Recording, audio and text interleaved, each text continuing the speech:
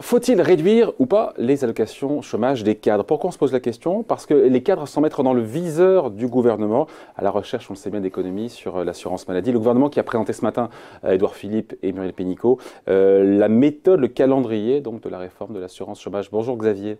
Bonjour David. Xavier Timbaud, directeur principal de l'OFCE. Alors, est-ce que c'est vrai ou pas encore une fois? Parce qu'on entend, il y a cette volonté de faire des économies. C'est vrai que les allocations chômage des cadres, c'est vrai que ça coûte cher ou pas à l'assurance chômage? Parce que faut quand même rappeler qu'ils cotisent plus que les autres, même si le système a un petit peu changé, puisque maintenant c'est la CSG qui vient financer ça, alors qu'avant il y avait des cotisations chômage qui ont été réduites par le gouvernement. Bref, c'est aberrant qu'ils touchent plus quand ils sont au chômage, qu'ils cotisent plus, encore une fois, ou pas? Alors, c'est aberrant, c'est une discussion un peu complexe. Les cadres cotisent plus pour deux raisons. D'abord parce qu'ils ont des salaires plus élevés. Alors, les cotisations chômage ne sont pas progressives, elles sont proportionnelles. Mais quand vous avez un salaire plus élevé, la proportionnalité fait que vous cotisez plus. Ça, c'est le premier point. Mais le deuxième point, c'est que surtout, les cadres ont une probabilité de chômage qui est moindre. Ouais.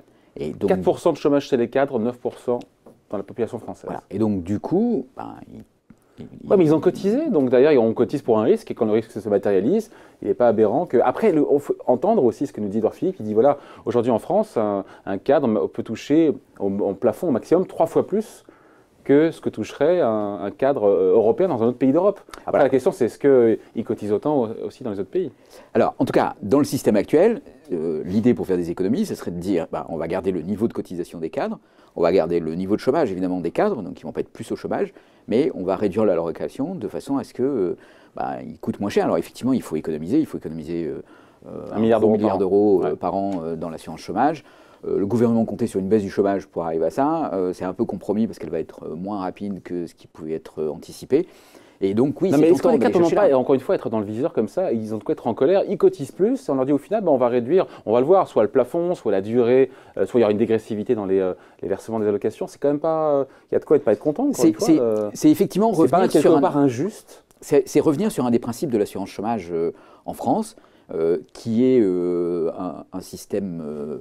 si vous voulez, la grande différence qu'il faut faire, c'est entre des systèmes beveridgiens, où on assure un risque et où on opère une redistribution à l'occasion de ce risque.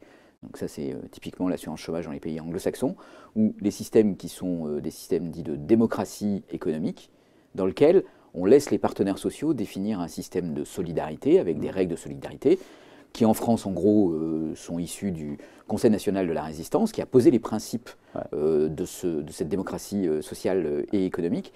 Et cet élément-là, justement, il est de dire, les cadres, ils contribuent, ils vont moins toucher parce qu'ils sont moins au chômage, mais en contrepartie de ça, malgré tout, ils vont avoir un niveau d'indemnisation qui va être un taux de remplacement à peu près constant, et donc effectivement avec un haut niveau d'allocation. Ça, c'est le principe du système français. Qui donc est en passe d'être remis en cause, avec un système où aujourd'hui le financement des allocations chômage ne viendront plus des cotisations chômage payées par les cadres, mais de la CSG. Voilà, qui a déjà été d'ailleurs en partie déjà sérieusement écorné, parce qu'il était une époque où les cotisations sociales étaient plafonnées. Donc à ce moment-là, les cadres non seulement avaient ce haut niveau d'allocation chômage, par exemple, mais avaient des cotisations elles-mêmes qui étaient plafonnées. Donc l'équilibre a déjà été rompu une première fois en déplafonnant les cotisations sociales. Et donc là, on irait un cran plus loin.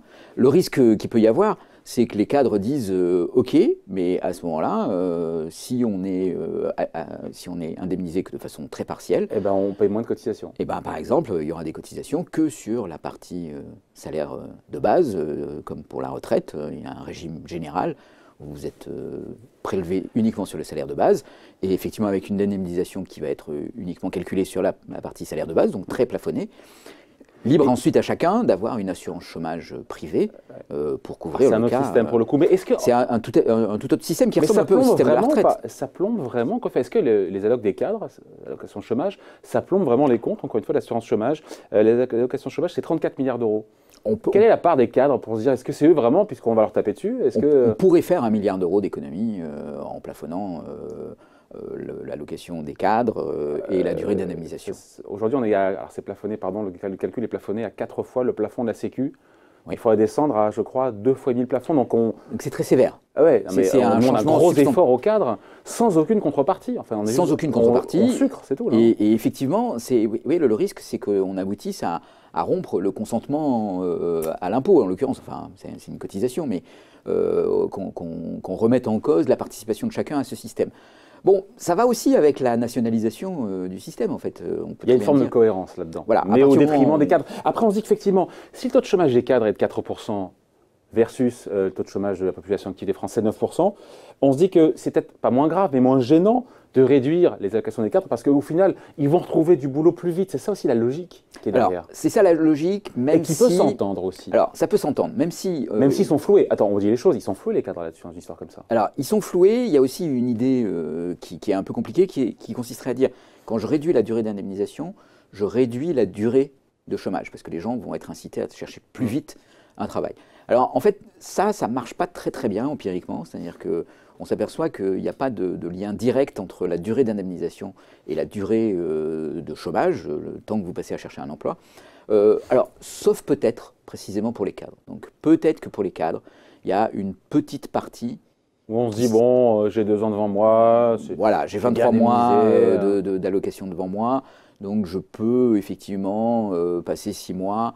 Alors, le problème, c'est de savoir passer 6 mois à quoi? C'est-à-dire, est-ce que c'est passer 6 mois à prendre des vacances? Normalement, on peut quand même contrôler ça en empêchant et en vérifiant que le cadre au chômage ne part pas en vacances à l'étranger, mais ça peut être consacré à se former, à réfléchir à un projet professionnel, à essayer de monter une entreprise. Bon, alors, est-ce que ce temps qui est passé au chômage, il est vraiment un temps perdu? Est-ce que la sécurité qui est donnée au cadre risque pas d'induire des conséquences plus négatives? En fait, on ne sait pas trop, et donc il ne faut pas surestimer l'effet positif que ça pourrait avoir. Ouais. Bon, maintenant, c'est une mesure qui est très populaire, qui paraît très intuitive à tout le monde, et d'imaginer de recevoir pendant 23 mois 4 fois le plafond de la sécurité sociale. Ça amène à quasiment 8 000 euros pour le coup. Voilà, ça, pour beaucoup de gens, ça paraît beaucoup trop. Oui, mais les économies, encore une fois, à attendre, sauf à faire demander un gros effort, un gros serrage de ceinture au cadre. Si on passe de 4 fois le plafond de la Sécu, donc quasiment 7 700 euros, à 3 fois le plafond, l'économie, j'ai lu, 137 millions d'euros par an. C'est une broutille, quoi. On est loin des économies d'1,3 milliard demandées par le gouvernement. C'est un peu ça le problème. C'est-à-dire que si on fait une réforme raisonnable de l'allocation des cadres, par exemple en réduisant la durée, mais en conservant un taux d'indemnisation assez élevé les 6 premiers mois, bah, en fait, en pratique, on va faire très très peu d'économies. Parce que là… Oui, on ne l'a pas dit, vous avez raison, il y a plusieurs pistes qui sont sur la table. Il y a l'idée de mettre de la dégressivité. Il y a l'idée du plafond, on l'a vu là, le plafond aujourd'hui, il est plafonné dans la 7 700 euros. Ou alors, au bout de 6 mois, on touche un petit peu moins, au bout d'un an, on touche moins. Voilà. Les deux options, sachant qu'on peut mélanger les deux. Alors, on peut mélanger les deux, mais ce qu'il faut voir, c'est que si on conserve une indemnisation plutôt élevée pendant les 6 premiers mois, en fait, rien que ça limite énormément le potentiel d'économie sur les cadres. Parce que, en fait, les cadres qui profitent de la indemnisation… Il reste combien de temps au chômage en général? On a les chiffres, combien de mois reste un cadre au chômage? Je ne connais pas le chiffre pour le coup. Oh, je l'ai collé. Moi non plus. Oh, je l'ai collé. Moi non plus, vous m'avez collé. Ça fait 3 ans qu'il vient, j'ai réussi. Je vous donne 1 euro. Je vous dois 1 euro, c'est notre contrat. On est quoi? On est sur 5-6 mois, je pense, un truc comme ça, 4-5 mois. Moi, je dirais 4-5 mois.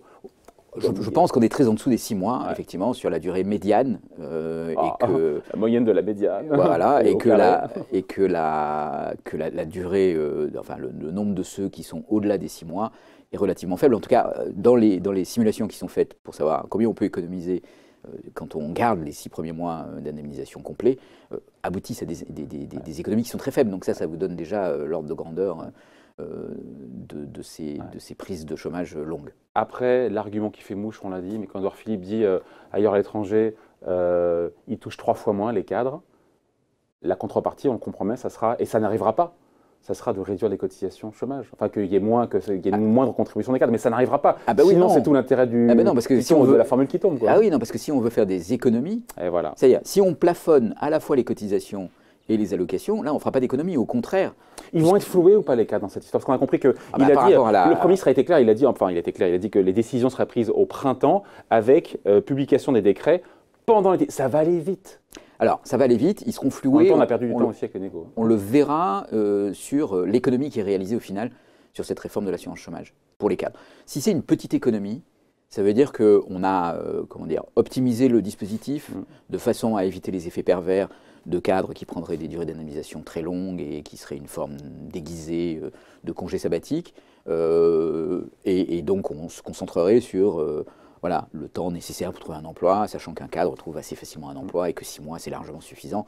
Et là on aurait une réforme assez raisonnable probablement qui répondrait aux besoins de justice et qui permettrait à chacun de comprendre le haut niveau d'indemnisation puisqu'il serait assorti d'une limite dans le temps. Ouais. Bon, ok, mais ça ne ferait pas faire beaucoup d'économies à l'assurance chômage et donc le problème resterait entier. Où se trouve ce fameux milliard d'économies par an qu'il faut faire. Ouais. Voilà. Si par contre, encore une fois d'être floué, pardon d'insister. Bah oui, parce que si jamais les cadres, ils vont. On prend sur les cadres 1,3 milliard, ben oui, on va faire une économie très substantielle. On n'y arrive pas. On n'arrivera pas à faire 1,3 milliard d'économies dans le meilleur des cas. Un plafonnement très brutal. Non, mais même là. Et si on fait ça, alors là, effectivement, c'est un changement très significatif du régime d'assurance chômage dans lequel les cadres n'y trouveront pas leur compte. C'est-à-dire qu'ils vont payer très cher pour une assurance chômage à laquelle ils recourent peu et qui du coup ne leur assurera absolument pas un taux de remplacement correct. Il n'y a plus qu'à enfiler des gilets, hein, un gilet jaune et hop.